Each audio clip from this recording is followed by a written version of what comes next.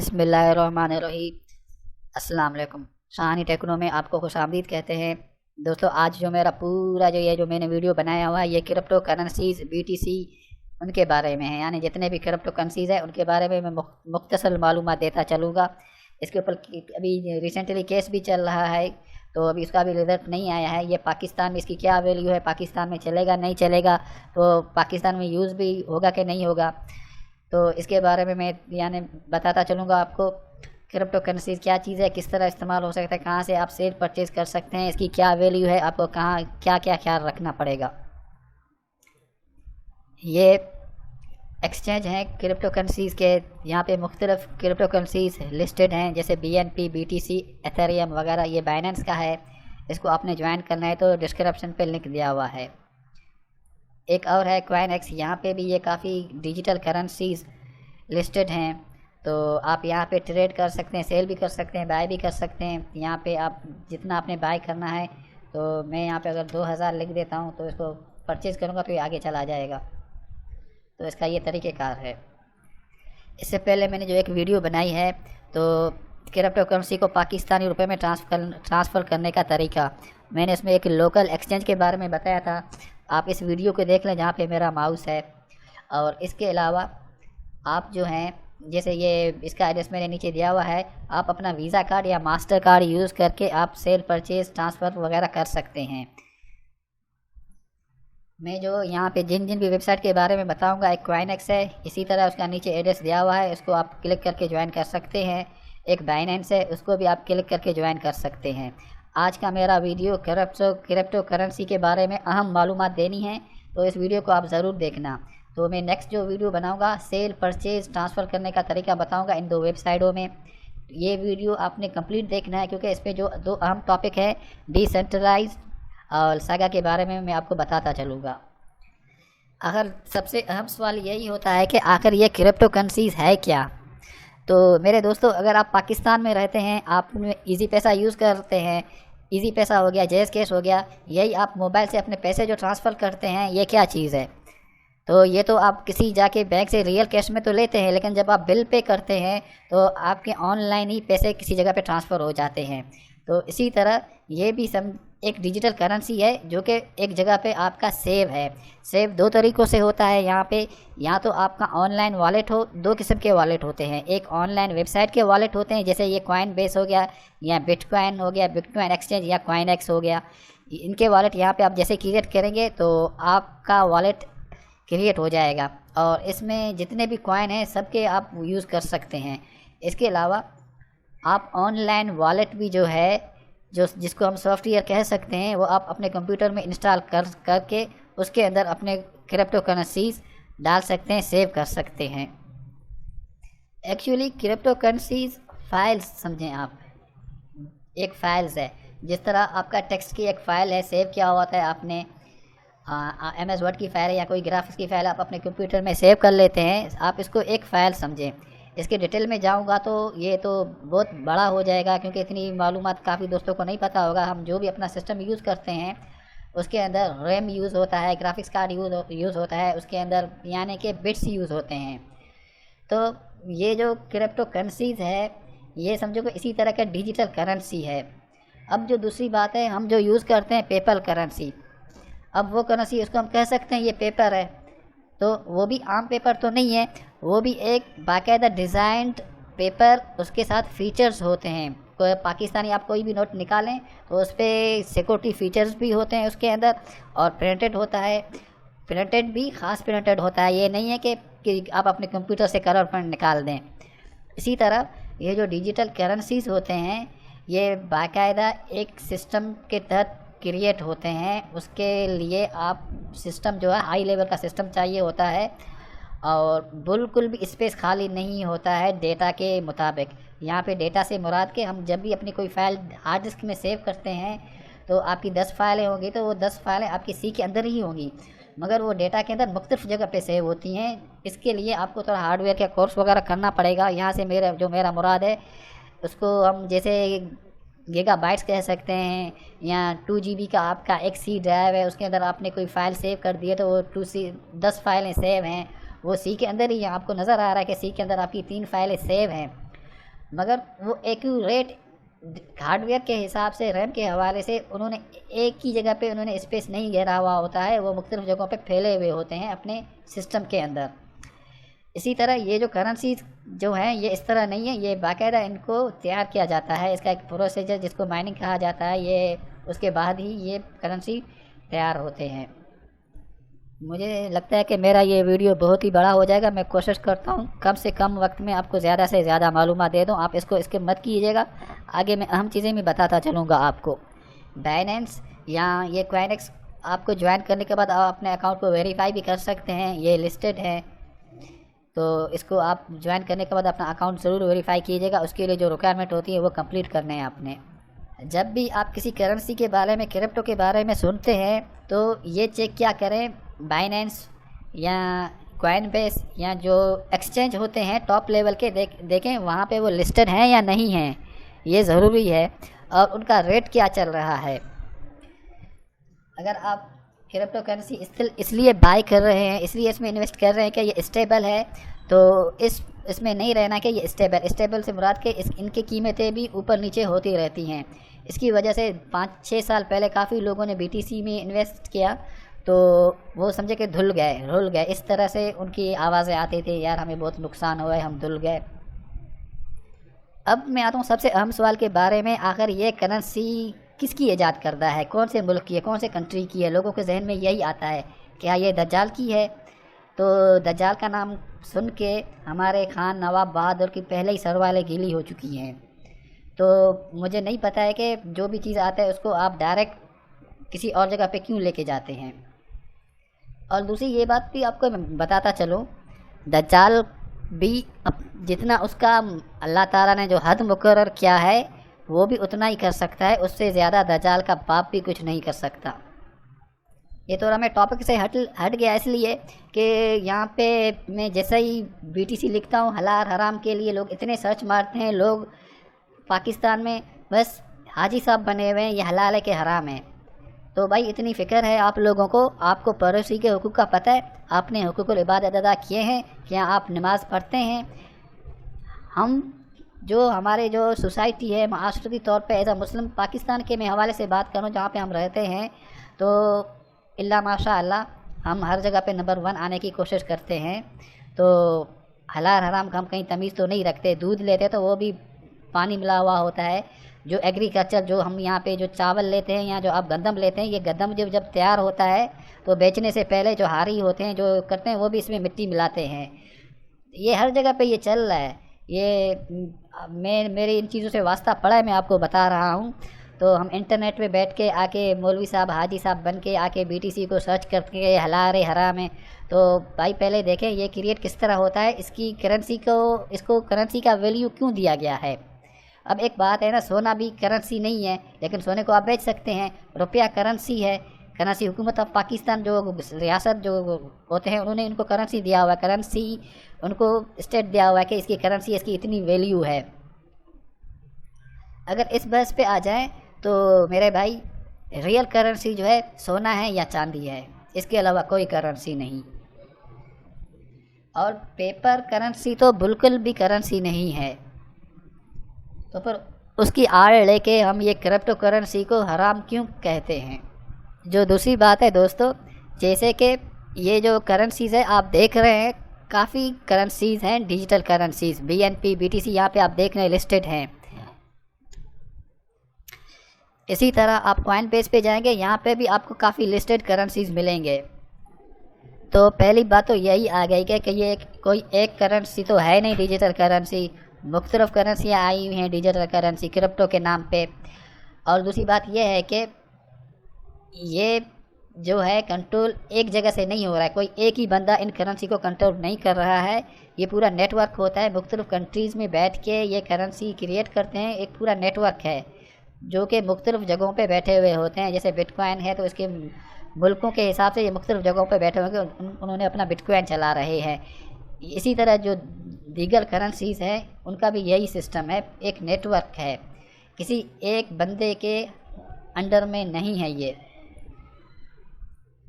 पाकिस्तान में बैठ के आप बिटकॉइन एक्सचेंज में अपना अकाउंट बनाएं, आप बाहर से ये करेंसी ख़रीद सकते हैं। BTC, ETH या कोई भी डिजिटल करेंसी आप परचेज़ कर सकते हैं। आप यहाँ किसी भी डिजिटल जो मेन एक्सचेंज हैं टॉप लेवल के, जैसे बाइनेंस हो गया और ये आ गया कॉइनएक्स हो गया, मैंने ये दोनों के लिंक नीचे दिए हुए हैं। यहाँ कॉइनबेस हो गया, जो आपको बेहतर लगे आप उसके रिव्यूज़ देके वो ज्वाइन कर लें, तो वहाँ से आप सेल कर सकते हैं या परचेज़ कर सकते हैं कोई भी करेंसी वीज़ा कार्ड के थ्रू आप इनको कर सकते हैं। अब दूसरा जो मसला आता है पाकिस्तान के बारे में कि ये यहाँ पे किस तरह होगा, तो जब भी, क्योंकि पाकिस्तान में तो नहीं चल रहा है, तो आप BTC लेके LTC लेके किसी शॉप पे तो जा नहीं सकते, आप किसी गवर्नमेंट में जाके BTC का टैक्स भी जमा नहीं कर सकते, तो इसके लिए आपको रियल कैश में तो ट्रांसफ़र करना होगा पाकिस्तान के बैंकों में। जब आप ट्रांसफ़र करेंगे तो ऑटोमेटिक ये कानूनी हो जाएगा, जितने आपके पैसे होंगे पैसों के ऊपर आपका टैक्स लगेगा, अगर उसके मुताबिक ज़्यादा आमदनी होगी तो आपके पैसे रियल होंगे, ये कोई गैर कानूनी नहीं होता है। ये बाहर, क्योंकि आप सेल परचेज BTC बाहर तो कर सकते हैं, लेकिन पाकिस्तान में तो आप इनको रियल करेंसी में ही कन्वर्ट करना पड़ेगा आपको। जब आप रियल करेंसी में इनको कन्वर्ट करेंगे तो आपका ये लीगल हो जाएगा। लीगल करेंसी पे कन्वर्ट करने का मैंने एक वीडियो बनाया था यहाँ पे, तो उसको आप देख सकते हैं।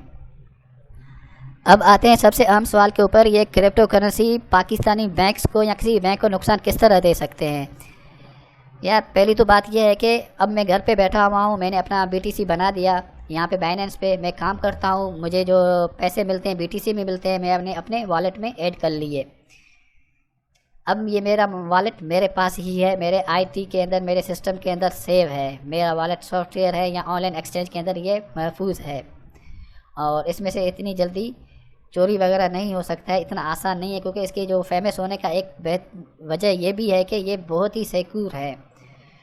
तो बैंक लोग अब आस्ते आस्ते जितने भी हैं वो बैंक में तो अपने पैसे ट्रांसफ़र नहीं करेंगे, बैंक को दिवालिया होने का भी ख़तरा होता है, नुकसान भी होते हैं।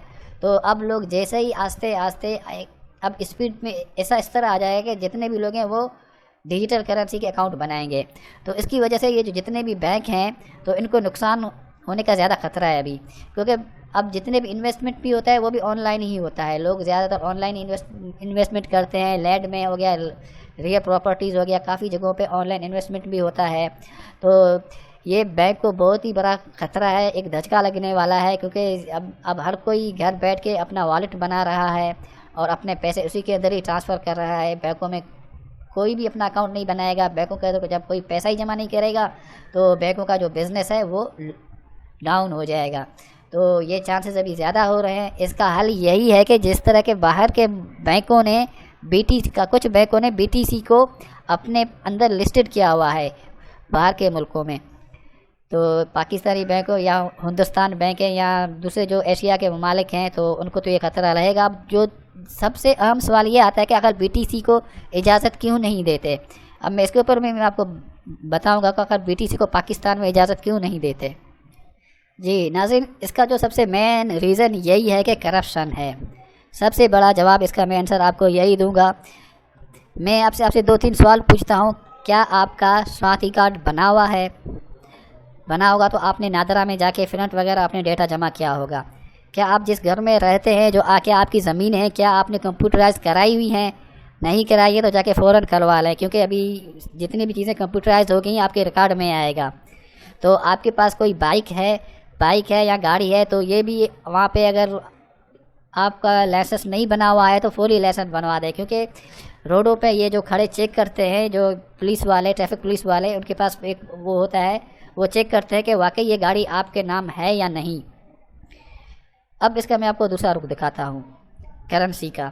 अब जब ये डिजिटल करेंसी आएगा तो एक तरीके से एक रिकॉर्ड बन जाएगा कि किसी भी बंदे के पास कितनी प्रॉपर्टी है।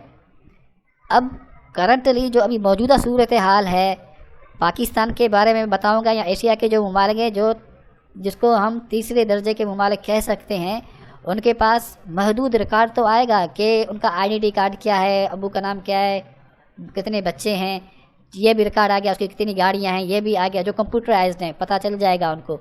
या इनके नाम पे कितनी ज़मीन है, चलो वो भी रिकॉर्ड हो गया, सामने आ गया। अब इनके पास कितने पैसे हैं, चलो ये भी हमने बैंक से देख लिया, इसके पास इतने पैसे हैं। मगर पेपर करेंसी में ये होता है कि काफ़ी लोग पेपर करेंसी अपने पास आके जमा कर लेते हैं, घर में बॉक्सों में उनके पास अच्छा खासा पैसे रखा हुआ होता है। अब यहाँ पे मैं सिर्फ करेंसीज को ही कोड कर रहा हूँ, इसकी जगह पे आपने सोना नहीं लेके आना, सोना अलग कम्योडिटीज़ हो जाएगा, मैं करेंसी को यहाँ पे कोड कर रहा हूँ। तो डिजिटल करेंसी में ये आ जाएगा कि एक रिकॉर्ड बन जाएगा किसके पास कितने पैसे हैं, और गवर्नमेंट अथॉरिटीज़ को तो ये हक बनता है कि उनका एक्सेस होना चाहिए। अगर पाकिस्तान अलाउ करता है तो पाकिस्तानी अथॉरिटीज़ को ये एक्सेस होना चाहिए कि कोई पाकिस्तानी के पास BTC कितने हैं, जिस तरह उनके जो रूल वगैरह होते हैं तो उनको एक्सेस होना चाहिए। क्योंकि जब BTC में या जब डिजिटल करेंसी आएगा तो हाथ में कुछ नहीं होगा, हम कुछ छुपा नहीं सकते, जो भी होगा हमारे सिस्टम के अंदर होगा और एक रिकॉर्ड का हिस्सा होगा, और पता होगा कि इसके पास कितने पैसे हैं, इसकी बिल्डिंग कितनी है, इसकी टोटल प्रॉपर्टी कितनी है।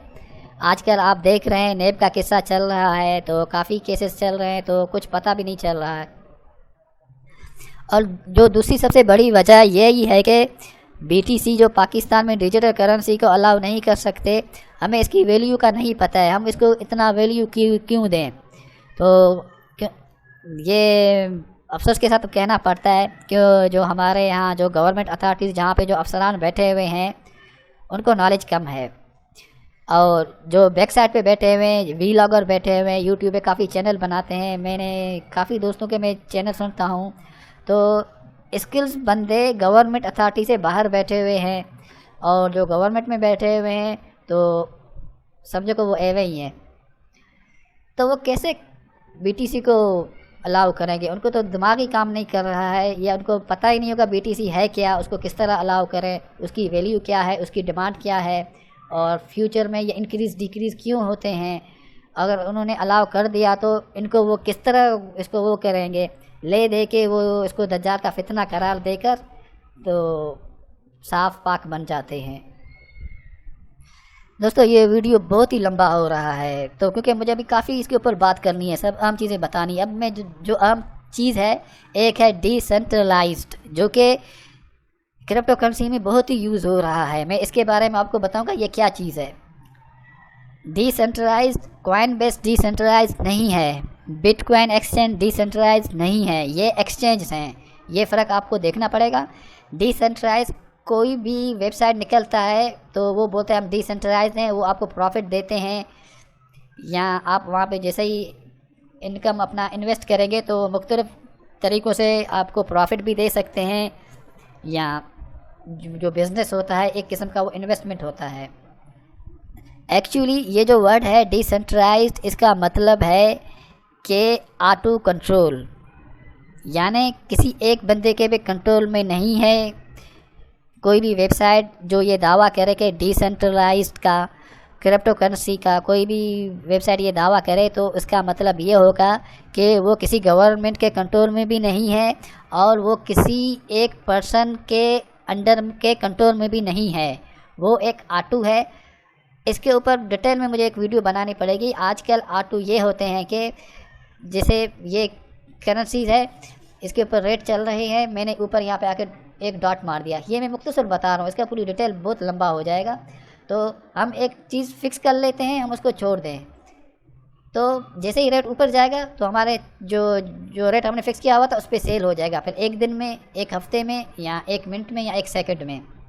इस तरह के बोट आते हैं, आप सिर्फ बैठ के आप अपने रेट जो है अपने पसंदीदा रेट आप ऐड कर लें उस पर, फिर उसमें जितना भी टाइम लगेगा। मुख्तलिफ़ तरीके हैं, मैंने आपको एक चीज़ बताया हुआ है ऑटो बताने के लिए कि ऑटो क्या चीज़ है। आप एक दफ़ा फिक्स कर लें, वो फिर खुद ब खुद हो जाता है। इसी तरह डिसेंट्रलाइज में जब इन्वेस्ट करते हैं तो उसके रेट ऊपर नीचे खुद ब खुद होते हैं, और आपको कंप्यूटराइज्ड प्रॉफिट मिलते हैं, कंप्यूटराइज्ड प्रॉफिट मिल जाता है।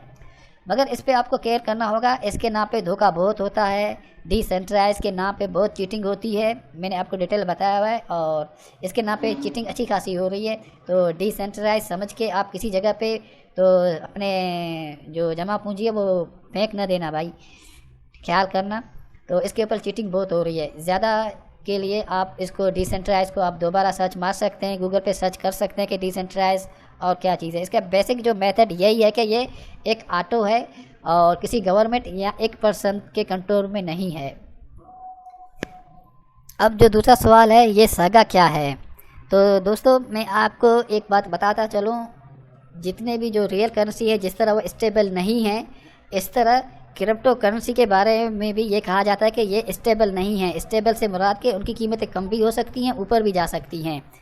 उसको कवर करने के लिए एक जो है सगा क्रिएट किया गया है। सगा वेबसाइट पे जा सकते हैं। इसका जो नीचे मैं आपको अभी दिखाता हूँ, ये यहाँ पे saga.org। तो सगा ये दावा करता है कि उसके पास जो है एक समझे कि बॉक्स है जिसके अंदर मुख्तलिफ मुल्कों की करेंसियाँ रखी हुई हैं। यानी कि जब आप सगा के अंदर इन्वेस्ट करेंगे तो आप ये समझें कि आपने बीक वक्त 5 मुल्कों की करेंसी में आपने इन्वेस्ट किया हुआ है। इसके बारे में आप और भी मालूमात ज़रूर लीजिएगा, सिर्फ मेरे ही मालूमात पे आपने इन्हिसार नहीं करना है। तो ये दावा करते हैं। अब मैंने इसके ऊपर मैंने ज़्यादा वो नहीं किया हुआ है सगा के बारे में। तो ये जैसे यहाँ पे ये इन्होंने ये दिया हुआ है ग्लोबल क्रिप्टो करेंसी प्लेटफॉर्म, ठीक है ना। इस पर यहाँ पे लगा होगा Saga is the first global stabilised digital currency control by its holders and will allow global citizen to store and move value without fraction across borders. It complements existing national currencies and offers a store value outside the remit of national government and banking structures। तो सगा भी एक तरीके से ये crypto currency हो गया। तो ये बाकी करेंसी से इस तरह मुख्तलिफ है कि इसके अंदर 5 करेंसीज़ का पूरा एक बैलेट आता है, एक बॉक्स आता है जिसके अंदर 5 करेंसीज़ की वैल्यू ऐड होती हैं। इसको आपने थोड़ा इतनी मालूमात नहीं है तो पहले आप मालूमात लेके उसके बाद ही इसके अंदर इन्वेस्ट करना। तो BTC होंगे उनके बाकियों के मुकाबले में ये थोड़ा डिफरेंट है। टॉपिक बहुत ही बड़ा होता जा रहा है। क्रिप्टो करेंसी समझें कि आपका एक स्टोर लेजर है जो कि आपके कंप्यूटर में सेव होता है, आपके वॉलेट में सेव होता है। मुख्तसर अल्फाजों में आप ये कह सकते हैं कि ये आपका डिजिटल एसेट है। अब पाकिस्तान में ये बड़ा मसला चल रहा है, तो पाकिस्तान के लिए तो इसका हाल यही है कि पाकिस्तान अपना एक करेंसी डिजिटल करेंसी क्रिएट करे, अपना नेटवर्क बनाए और बाहर के मुल्कों पे भी इनका अपना नेटवर्क हो। क्योंकि जो भी करेंसीज निकलती हैं वो एक ही बॉर्डर के अंदर नहीं होते, वो बाहर भी होते हैं, पूरा नेटवर्क होता है। अगर पाकिस्तान अपना करेंसी क्रिएट करेगा तो उसको बाहर से भी बंदे चाहिए होंगे, यहाँ पे भी कर सकते हैं। मगर जो भी सिस्टम है उस सिस्टम के तहत पाकिस्तानी अथॉरिटीज़ को अपना एक जो है डिजिटल करेंसी क्रिएट करना पड़ेगा। अब दोस्तों दूसरी बात है, इनकी वैल्यू कम या ज़्यादा क्यों होती है। तो इसका भी सिंपल सा जवाब है। पेट्रोल हो गया एक, और दूसरा हो गया मिट्टी का तेल। पेट्रोल की अपनी वैल्यू है, लोग ज़्यादा पेट्रोल ख़रीदते हैं, इसकी कीमत भी ज़्यादा है। और मिट्टी का तेल की भी कीमत थोड़ा सा यानी कि इतना ही है, मगर वैल्यू पेट्रोल का ज़्यादा है। उसका जो मेन रीज़न ये है कि जो पेट्रोल है वो तकरीबन काफ़ी फ़ायदेमंद वाली जगहों पे यूज़ होता है, और जबकि जो मिट्टी का तेल है तो वो इतनी जगहों पे यूज़ नहीं होता है, वो कम मिकदार में मिलता है। तो इसीलिए ही उसका जो रेट है उसके हाई हैं। अगर दोनों इक्वल हमें मिल जाएं तो रेट पेट्रोल का ज़्यादा हो जाएगा और उसका कम हो जाएगा। यहाँ पे जो मेरा कहने का मकसद है, जिसकी डिमांड ज़्यादा है, जिसकी वैल्यू ज़्यादा है, उसकी कीमतें ऊपर आती हैं। तो डिमांड से मुराद के ख़रीदने वाले ज़्यादा हैं। सिर्फ ख़रीदने वाले ज़्यादा नहीं हैं, बल्कि उसके अंदर कोई ख़ास बात मौजूद है जो कि दूसरे चीज़ों में नहीं है। ये बातें मैं क्रिप्टो करेंसी के मुताबिक कह रहा हूँ। दोस्तों ये वीडियो मैंने इसलिए नहीं बनाई कि मैं क्रिप्टो को हिलाल कर दूँ। इसके ऊपर तो अभी उलमाए किराम ही जब मुकम्मल मालूमात आ जाए तो उसके बाद ही, रिसर्च के बाद ही उसको फतवा जारी कर दें, क्योंकि इसके अंदर ऐसी कोई भी चीज़ नहीं है जिसकी वजह से हम इसको हराम करार दें। और दूसरी बात है यार, हमारे बड़े अथॉरिटीज़ बैंक स्टेटमेंट के धड़ल्ले से बैठ के जब प्रेस कॉन्फ्रेंस कर रहे थे तो खुला वो कहते हैं कि हम 13%, 10%, 8% सारा सूद हमने डाला हुआ है। खुला वो उस चीज़ का नाम ले रहे हैं जिससे रब्बुल आलमीन ने कुरान पाक में ऐलान जंग फरमाया है जिन लोगों से। तो हम इतने हाजी साहब क्यों बन जाते हैं? पहले हम उन चीज़ से तो अपनी जानें छुड़ाएं। बैंकों में हमारा जो जितने भी हमारे जो पैसे बने हुए हैं उसमें तो ठीक ठाक इन्वेस्ट किया हुआ है लोगों ने, तो हम पहले सूद से तो अपनी जान छुड़ाएं। वो तो बिल्कुल गलत है और उसको नहीं होना चाहिए। तो शरह सूद तो बिल्कुल ज़ीरो होना चाहिए। और यार बात यह है कि हम उसको नाम भी है ना शरह सूद ही कहते हैं। अगर थोड़ा बहुत शर्म हो तो चलो हम सूद लेते हैं, उसको कोई और नाम दे दें, मगर खुला वो अखबारों में भी यही आता है, सब जगह पे भी यही आता है कि शरह सूद ये है, इस मरतबा ये है, अब ये है। तो भाई हराम तो अभी तो चल रहा है, इसका मतलब ये नहीं है कि आप और हराम खाएं। इसका मतलब ये भी नहीं है कि ये जो डिजिटल करेंसी है ये हराम है या ये हिलाल है। इसके ऊपर तहकीक चल रही है, इसके ऊपर मुझे ऐसी कोई चीज़ नज़र नहीं आई कि मैं इसको हराम कहूँ, क्योंकि इसको हम एक हैसियत दिया जाता है करेंसी का। आप एक चीज़ को समझें, पेपर को करेंसी जितना अहमियत किसने दिया? एक पेपर है, उसको कलर किया गया है, उसमें अंदर सिक्योरिटी फीचर्स डाले गए। भाई इस पेपर की वैल्यू 10 रुपये है, इस पेपर की वैल्यू 50 रुपये है, इस पेपर की वैल्यू 10,000 है। एक पेपर को आपने कलर वगैरह दे के उसकी आपने एक वैल्यू बना दिया। तो इसी तरह डिजिटल को भी आप एक जो फाइल होता है उसको आप क्रिएट करके उसकी भी आप वैल्यू बना दें, तो उसमें क्या बुराई है? तो ये मुझे चीज़ समझ में नहीं आता है। और जो तीसरी बात है, हम सोना चांदी को भी, इस्लाम का जो रियल वे है तो वो तो सोना चांदी है, हम सोने के करेंसी बनाएं, हम चांदी के करेंसी बनाएं। अब यहाँ पे भी यही सवाल होता है कि हम सोने को आखिर करेंसी की वैल्यू क्यों देते हैं? हम सोने को ही क्यों देते हैं? भाई हम आटे को दे दें, चलो यार 10 किलो का जो आटा है वो समझे 10 रुपये हो गया, 20 किलो का आटा 2,000 हो गया, और 1 किलो का आटा 50,000 हो गया। तो हम यानी कि लोग जो हैं आटा दे के अपने लिए घर ख़रीद लें, आटा दे के अपने लिए गाड़ी ख़रीद लें। तो आखिर किसी चीज़ को करेंसी जैसा अहमियत देना किसका काम है, और उसको करेंसी जैसा वैल्यू क्यों दिया जाता है? यहाँ पे ये सवाल अहम है। अब जब सोने के ऊपर आते हैं, सोने को आखिर करेंसी का वैल्यू क्यों दिया गया है पुराने वक्तों में? ये पुराने वक्तों में, तो मैं आपको इसका जवाब देता चलूँ। सोने के अंदर एक ख़ास बात है, वो ये है कि सोना जैसे उसकी हालत होती है, 1000 साल के बाद भी उसकी हालत वैसे ही होगी, ना उसका कलर तब्दील होगा, ना उसके अंदर कोई तब्दीली आ सकती है। तो उसकी वजह से उसकी वैल्यू है। और मज़े की बात यह है कि क्रिप्टो करेंसी में भी ये चीज़ पाई जाती है। और दूसरी मज़े की बात यह है कि पेपर करेंसीज़ में ये चीज़ नहीं पाई जाती। मेरे दोस्तों, आप पेपर जाके 10 रुपये हैं, आप अभी जाके बैंक से कड़क नोट निकाल के लेके आएँ, अपने बैग में डाल दें आप, और 5 साल के बाद देखें, आप उसको निकालें डालें, आपका जो वो पेपर करेंसी है ना, ख़त्म हो जाएगा, या तो फट जाएगा, पुराना हो जाएगा उसकी। क्योंकि पेपर है ना, पेपर की भी आकर कोई लाइफ है, वो ख़त्म हो जाएगा, सोने की नहीं होती है। इसी तरह जो डिजिटल करेंसी है उसकी भी नहीं होगी आपकी जो वॉलेट में सेव होगा। अगर वॉलेट आपका डिलीट हो गया, ख़त्म हो गया, तो ऑनलाइन एक्सचेंज में या जिस ऑर्गेनाइजेशन से आपका जो भी वॉलेट है, तो आपका रिकवर हो सकता है। उसके कुछ प्रोसेस हैं, उसके अंदर आपको देके वो समझना पड़ेगा।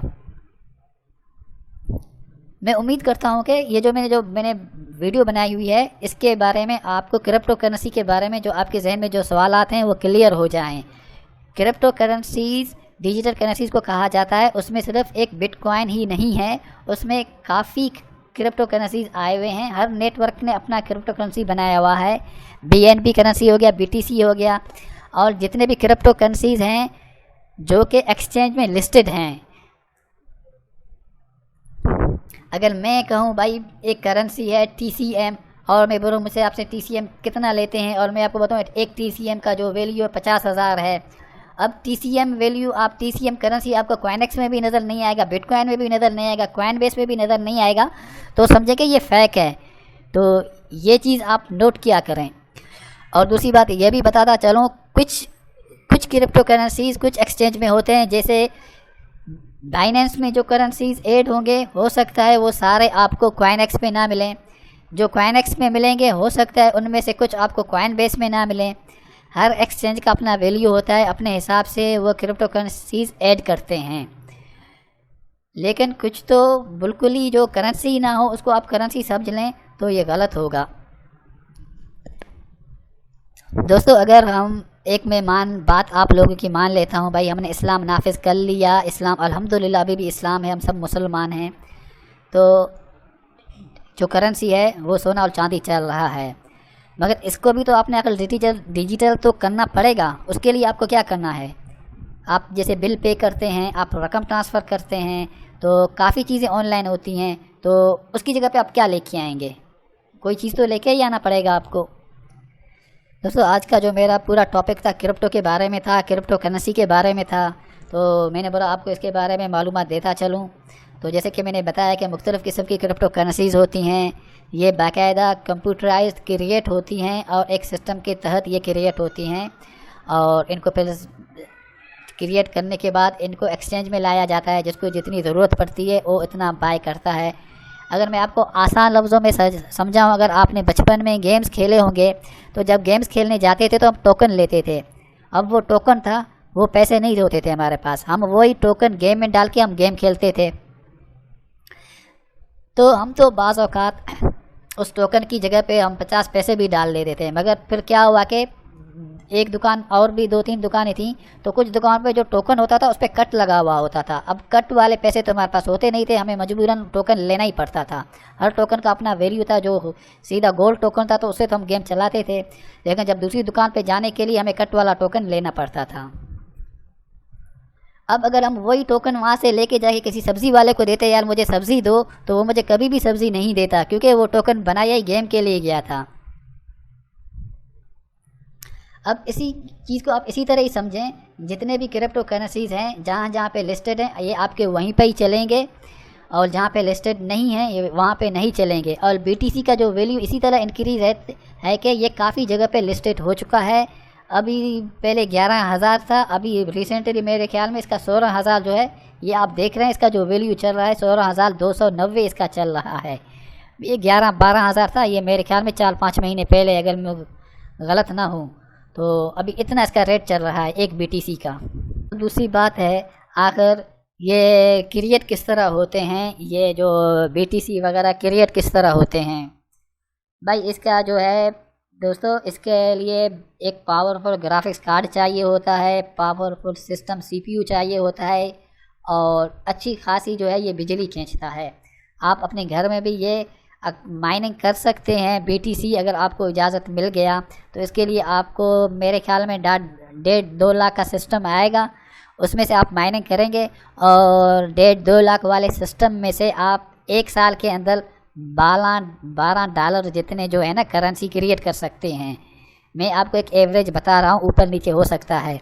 अब आप देखें, आप 1.5 लाख वाला एक सिस्टम ले लें और उसमें से आप 24 घंटे उसको आप माइनिंग पे लगा दें, और साल के अंदर वो सिर्फ आपके लिए $12 बनाएगा, तो ये तो जुल्म हो गया ना। तो इसी वजह से उसका वैल्यू बहुत ज़्यादा है, क्योंकि एक ये बाकायदा मैथमेटिक्स हैशटैग सॉल्व करके एक करेंसी क्रिएट होता है, जो कि उसका एड्रेस भी बहुत ही लंबा होता है और बहुत ही सिक्योर होता है, और सिस्टम के अंदर बाकायदा एक जगह पर ही सेव होता है आपके वॉलेट के अंदर। दोस्तों अब मैं अपना टॉपिक कवर करना चाहता हूँ, क्लोज़ करना चाहता हूँ। हो सकता है मैंने काफ़ी चीज़ें ना बोली हों, मेरे पास तो काफ़ी चीज़ें लिखी हुई थी, मैंने बोला कि मैं सारी चीज़ें आपको बता दूँ। हो सकता है फिर भी कोई चीज़ें न बता सका हूँ, तो आप मुझसे पूछ सकते हैं। मैं नेक्स्ट वीडियो में आपको सेल परचेज़ करने का तरीका बताऊँगा, या किसी भी करेंसी को किसी और करेंसी में कन्वर्ट करने का तरीका बताऊंगा। जैसे कि जैक हो गया, जैक को आल BTC में किस तरह कन्वर्ट कर लें, या LBC हो गया, LBC को BTC में किस तरह कन्वर्ट कर लें, क्योंकि ये पाकिस्तान के लिए ज़रूरी है, वो पाकिस्तान में ये BTC वगैरह सेल कर सकते हैं। और जो दूसरी बात है, आप यहाँ से USD में भी ट्रांसफ़र कर सकते हैं, वीज़ा कार्ड भी यूज़ कर सकते हैं। जैसे मैंने ये बाइनेंस है, इसका नीचे लिंक दिया हुआ है, इस तरह नीचे बाइनेंस है, ऊपर CoinEx है, इसको आप फौरी ज्वाइन कर लें, इसके अंदर सेल परचेज़ कर सकते हैं। या किसी और जगह पे आप कोई भी कॉइन क्रिप्टो करेंसी आप अर्न करते हैं तो आप यहाँ पे अपने अकाउंट में ट्रांसफ़र कर लें, यहाँ पे आप उसको BTC में या किसी और क्रिप्टो में ट्रांसफ़र कर सकते हैं, ट्रांसफ़र या कन्वर्ट कर सकते हैं। कन्वर्ट से मुराद के आप सेल करेंगे, आप उसी वक्त आपका वो चेंज हो जाएगा। उसका फ़ायदा ये होगा कि जैसे आपने LBC किया हुआ है, तो LBC को आप यहाँ पे या यहाँ पे आके आप उसको BTC में कन्वर्ट कर लें। और BTC को जो मैंने एक वीडियो बनाया था पहले, वीडियो ये वाला वीडियो, इस तरीके से आप उस BTC को अपने बैंक में ट्रांसफ़र कर सकते हैं, या BTC को डायरेक्ट यहीं से अपने वीज़ा कार्ड बैंक अकाउंट में भी ट्रांसफ़र कर सकते हैं। इन्होंने यहाँ पे दिया हुआ है, तो यहाँ पे भी इन्होंने ये ऑप्शन दिए हुए हैं कि आपका वो चल जाता है, क्या नाम है, वीज़ा कार्ड या मास्टर कार्ड। दोस्तों ये वीडियो बहुत ही लंबा हो चुका है, बड़ा हो चुका है, तो अगर फिर भी कोई चीज़ रह गई है तो आप मुझसे पूछ लें, ताकि मैं आपको उस सवाल का जवाब दे दूं। मुख्तसरन मैं आपको क्रिप्टो करेंसी को यही कह सकता हूं कि जैसे जैज़ कैश हो गया, जैज़ कैश के अंदर आपके पैसे पड़े हुए हैं, आप किसी भाई को ट्रांसफ़र करेंगे, अपने भाई को, या इजी पैसा में ट्रांसफ़र करेंगे, तो आप रियल कैश तो नहीं दे रहे, आप यहीं पे मोबाइल पे आप कोड लगाओगे और उसके पास वो मैसेज चला जाएगा। यहाँ जो आप बिल पे करते हैं या आप जो भी परचेज, जैसे दराज से आप कोई चीज़ परचेज करते हैं, दराज हो गया, दराज अगर आप यूज़ करते हैं, रियल कैश तो नहीं दे रहे, आप पाकिस्तानी करेंसी में ही दे रहे हैं ना, लेकिन पाकिस्तानी करेंसी रियल तो नहीं होता है। वो आपका जो डेटा है वो वहाँ पे जो 280 रुपया लिखा हुआ है वो उसके पास जाके वहाँ पे जमा हो जाएगा। तो ये क्रिप्टो करेंसी भी इसी तरह ही है, मगर ये क्रिप्टो करेंसी इस जैज़ कैश या इजी पैसा से बहुत ही सिक्योर है, क्योंकि ये एक मैथमेटिक्स के तरीके इसको सॉल्व किया गया है और इसको बाकायदा एक नेटवर्क जो है वो वॉच कर रहा है या उसको कंट्रोल कर रहा है, पूरा एक नेटवर्क है। जब भी आप BTC खरीदो तो बाइनेंस हो गया, कॉइनबेस हो गया या कॉइनएक्स हो गया, मुख्तसर किसी भी जो टॉप लेवल एक्सचेंज हो वहाँ से ख़रीदना। आपने किसी भी फेक बंदे से नहीं लेना। यहाँ पे हर कोई आता है कि BTC में बेच रहा हूँ, क्योंकि डेवलपर्स ने 2 नंबरी BTC भी बनाए हुए हैं, मगर वो कामयाब नहीं हो पाते, कोशिश में लगे हुए होते हैं। तो ये चीज़ें आपने ख्याल करना। मैं पहले ही बता चुका हूँ भाई, ये क्रिप्टो करेंसीज़ होते हैं, आपका वॉलेट में ये सेव होते हैं। वॉलेट 2 किस्म के होते हैं। एक वॉलेट जैसे ये एक्सचेंज हो गया, बिटकॉइन हो गया, बाइनेंस हो गया। बाइनेंस के अंदर मैं अपना वॉलेट बनाऊँ तो इस वॉलेट के अंदर जितने भी इसमें करेंसीज लिस्टेड हैं वो मैं अपने करेंसी यहाँ पे रख सकता हूँ।